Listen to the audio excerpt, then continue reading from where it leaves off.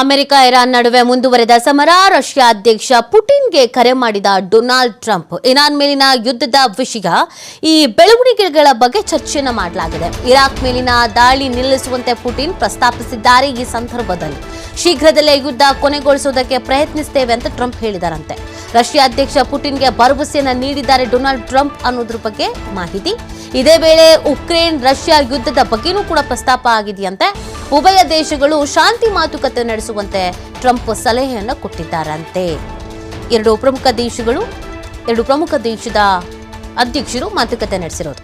America Iran ನಡುವೆ ಏನು ಈ ಸಮರ ಮುಂದುವರಿತಾ ಇದೆಯೋ ಇದಕ್ಕೆ ಸಂಬಂಧಪಟ್ಟಂತೆ ರಷ್ಯಾ ಅಧ್ಯಕ್ಷ ಪುಟಿನ್ ಮಾತಾಡಿರೋದು. ರಷ್ಯಾ ಅಧ್ಯಕ್ಷ ಪುಟಿನ್ಗೆ ಕರೆ ಮಾಡಿದಾರಂತೆ ಡೊನಾಲ್ಡ್ ಟ್ರಂಪ್. ಒಂದು ಸುದೀರ್ಘ ಚರ್ಚೆಯನ್ನು ಮಾಡಿದಾರಂತೆ ಇಬ್ರು. ಇರಾನ್ ಮೇಲಿನ ಯುದ್ಧದ ವಿಷಯ, ಈ ಬೆಳವಣಿಗೆ, ಇದೆಲ್ಲದ್ರ ಬಗ್ಗೆ ಚರ್ಚಿಸಿದ್ದಾರೆ ಅನ್ನೋದನ್ನು ಹೇಳಲಾಗ್ತಾ ಇದೆ. ಈ ಸಂದರ್ಭದಲ್ಲಿ ಏನೋ ಯುದ್ಧ ಬಹಳಷ್ಟು ಬೇಗ ನಿಲ್ಲಿಸ್ತೀವಿ ಅಂತ ಹೇಳಿದಾರಂತೆ.